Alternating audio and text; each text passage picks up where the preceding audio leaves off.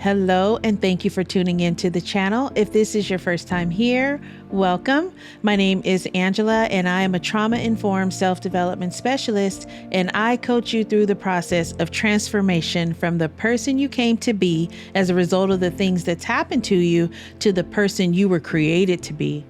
I teach you how to apply biblical and personal development principles to help you achieve inside-out success in life, ministry, and business. You're listening to the 1 Year Through the Bible series. Reading and understanding the Bible from Genesis to Revelation will give you a contextual overview of the whole counsel of God, as mentioned in Acts 20, verse 27. I'll be reading from the New King James if you'd like to read along. Today's Old Testament reading begins in Ezekiel chapter 43, verse 1 through chapter 44, verse 31. Afterward, he brought me to the gate that faces toward the east. And behold, the glory of the God of Israel came from the way of the east. His voice was like the sound of many waters, and the earth shone with his glory. It was like the appearance of the vision which I saw, like the vision which I saw when I came to destroy the city. The visions were like the vision which I saw by the river Chebar, and I fell on my face. And the glory of the Lord came into the temple by way of the gate which faces toward the east. The Spirit lifted me up and brought me into the inner court, and behold, the glory of the Lord filled the temple. Then I heard him speaking to me from the temple, while a man stood beside me. And he said to me, Son of man, this is the place of my throne, and the place of the soles of my feet, where I will dwell in the midst of the children of Israel forever. No more shall the house of Israel defile my holy name, they nor their kings, by their harlotry or with the carcasses of their kings on their high places. When they set their threshold by my threshold, and their doorpost by my doorpost, with the wall between them and me, they defiled my holy name by the abominations which they committed. Therefore I have consumed them in my anger. Now let them put their harlotry and the carcasses of their kings far away from me, and I will dwell in their midst forever. Son of man, describe the temple to the house of Israel, that they may be ashamed of their iniquities, and let them measure the pattern. And if they are ashamed of all that they have done, make known to them the design of the temple and its arrangement, its exits and its entrances, its entire design and all its ordinances, all its forms and all its laws. Write it down in their sight, so that they may keep its whole design and all its ordinances and perform them. This is the law of the temple. The whole area surrounding the mountaintop is most holy. Behold, this is the law of the temple. These are the measurements of the altar in cubits. The cubit is 1 cubit and a handbreadth. The base 1 cubit high and 1 cubit wide, with the rim all around its edge of 1 span. This is the height of the altar. From the base on the ground to the lower ledge, 2 cubits. The width of the ledge, 1 cubit. From the smaller ledge to the larger ledge, 4 cubits. And the width of the ledge, 1 cubit. The altar hearth is 4 cubits high, with 4 horns extending upward from the hearth. The altar hearth is 12 cubits long, 12 wide, square at its 4 corners. The ledge, 14 cubits long and 14 wide on its 4 sides, with the rim of half a cubit around it. Its base 1 cubit all around, and its steps face toward the east. And he said to me, Son of man, thus says the Lord God, these are the ordinances for the altar on the day when it is made, for sacrificing burnt offerings on it, and for sprinkling blood on it. You shall give a young bull for a sin offering to the priests, the Levites, who are of the seed of Zadok, who approach me to minister to me, says the Lord God. You shall take some of its blood, and put it on the 4 horns of the altar, on the 4 corners of the ledge, and on the rim around it. Thus you shall cleanse it, and make atonement for it. Then you shall also take the bull of the sin offering and burn it in the appointed place of the temple, outside the sanctuary. On the second day you shall offer a kid of the goats without blemish for a sin offering, and they shall cleanse the altar as they cleansed it with the bull. When you have finished cleansing it, you shall offer a young bull without blemish, and a ram from the flock without blemish. When you offer them before the Lord, the priest shall throw salt on them, and they will offer them up as a burnt offering to the Lord. Every day for 7 days you shall prepare a goat for a sin offering. They shall also prepare a young bull and a ram from the flock, both without blemish. 7 days they shall make atonement for the altar and purify it, and so consecrate it. When these days are over, it shall be on the 8th day and thereafter that the priest shall offer your burnt offerings and your peace offerings on the altar, and I will accept you, says the Lord God. Then he brought me back to the outer gate of the sanctuary, which faces toward the east, but it was shut. And the Lord said to me, This gate shall be shut, it shall not be opened, and no man shall enter by it, because the Lord God of Israel has entered by it. Therefore it shall be shut. As for the prince, because he is the prince, he may sit in it to eat bread before the Lord. He shall enter by way of the vestibule of the gateway, and go out the same way. Also, he brought me by way of the north gate to the front of the temple. So I looked, and behold, the glory of the Lord filled the house of the Lord, and I fell on my face. And the Lord said to me, Son of man, mark well, see with your eyes and hear with your ears all that I say to you concerning all the ordinances of the house of the Lord and all its laws. Mark well who may enter the house and all who go out from the sanctuary.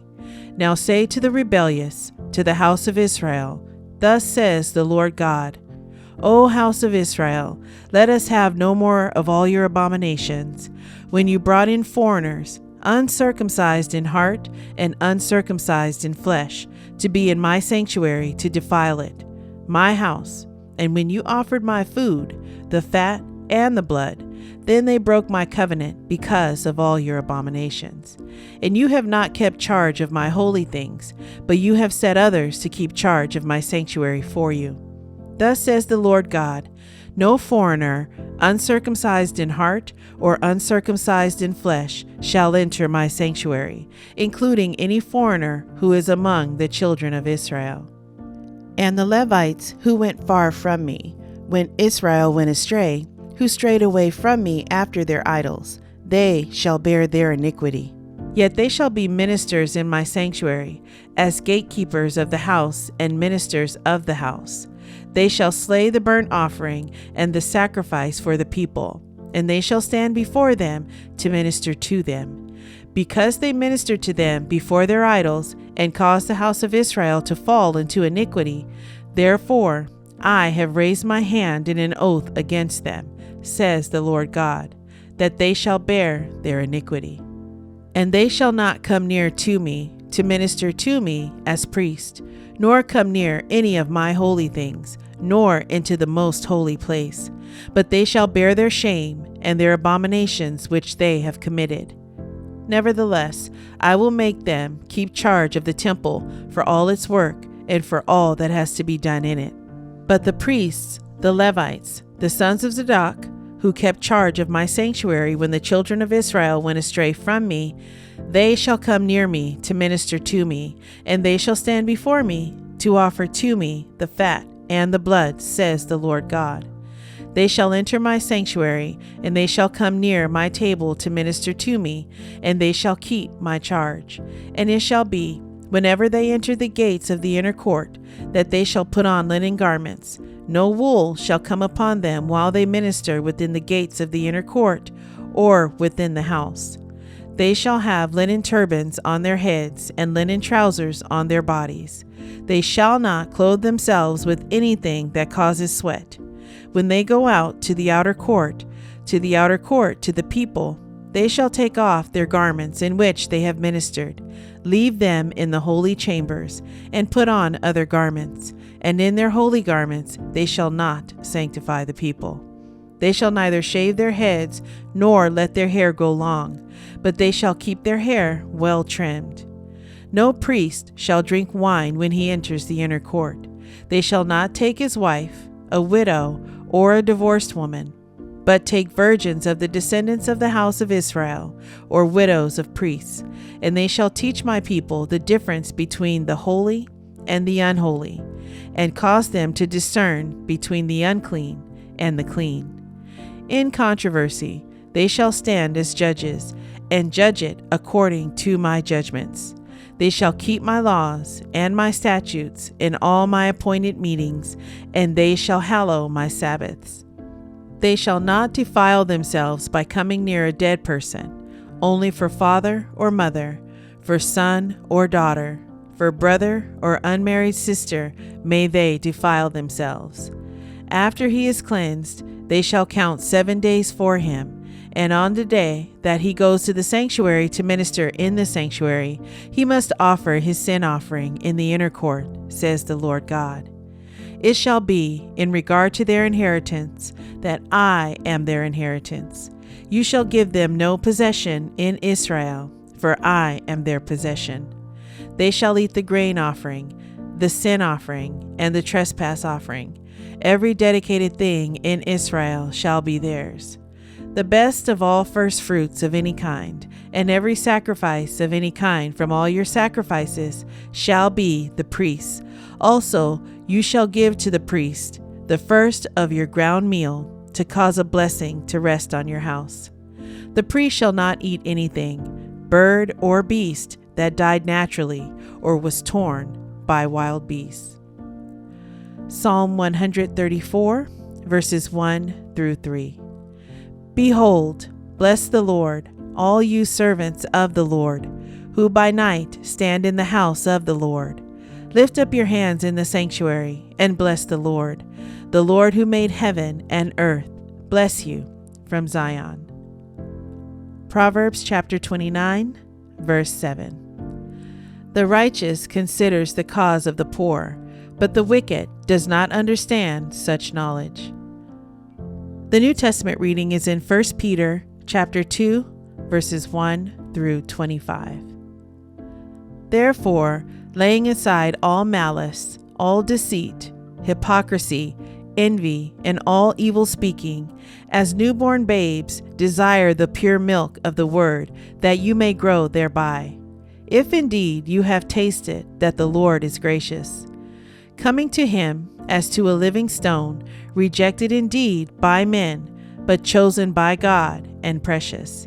You also, as living stones, are being built up a spiritual house, a holy priesthood, to offer up spiritual sacrifices acceptable to God through Jesus Christ.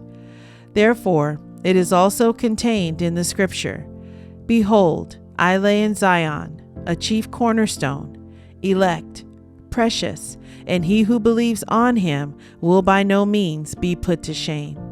Therefore, to you who believe, he is precious, but to those who are disobedient, the stone which the builders rejected has become the chief cornerstone, and a stone of stumbling and a rock of offense.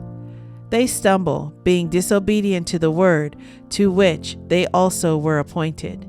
But you are a chosen generation, a royal priesthood, a holy nation, his own special people, that you may proclaim the praises of him who called you out of darkness into his marvelous light, who once were not a people, but are now the people of God, who had not obtained mercy, but now have obtained mercy. Beloved, I beg you as sojourners and pilgrims, abstain from fleshly lusts which war against the soul, having your conduct honorable among the Gentiles, that when they speak against you as evildoers, they may, by your good works which they observe, glorify God in the day of visitation. Therefore, submit yourselves to every ordinance of man for the Lord's sake, whether to the king as supreme, or to governors, as to those who are sent by him for the punishment of evildoers, and for the praise of those who do good. For this is the will of God, that by doing good you may put to silence the ignorance of foolish men. As free, yet not using liberty as a cloak for vice, but as bondservants of God. Honor all people, love the brotherhood, fear God, honor the king. Servants, be submissive to your masters with all fear, not only to the good and gentle, but also to the harsh. For this is commendable, if because of conscience toward God one endures grief, suffering wrongfully. For what credit is it if, when you are beaten for your faults, you take it patiently? But when you do good and suffer, if you take it patiently, this is commendable before God. For to this you were called, because Christ also suffered for us, leaving us an example, that you should follow his steps, who committed no sin, nor was deceit found in his mouth, who, when he was reviled, did not revile in return. When he suffered, he did not threaten, but committed himself to him who judges righteously, who himself bore our sins in his own body on the tree, that we, having died to sins, might live for righteousness, by whose stripes you were healed. For you were like sheep going astray, but have now returned to the shepherd and overseer of your souls. I hope you're enjoying your daily walk through the Word. Please leave a comment and let me know what stood out to you in today's reading. Subscribe to the channel and hit the notification bell. Thank you, Lord, for providing your word to us today. May it reach deep into the heart of your chosen children who were set apart before the foundation of the world, that they may be renewed in the spirit of their mind. I give all praise and honor to the Most High Yah, Elohim, through your Son, Yeshua, Messiah. Amen.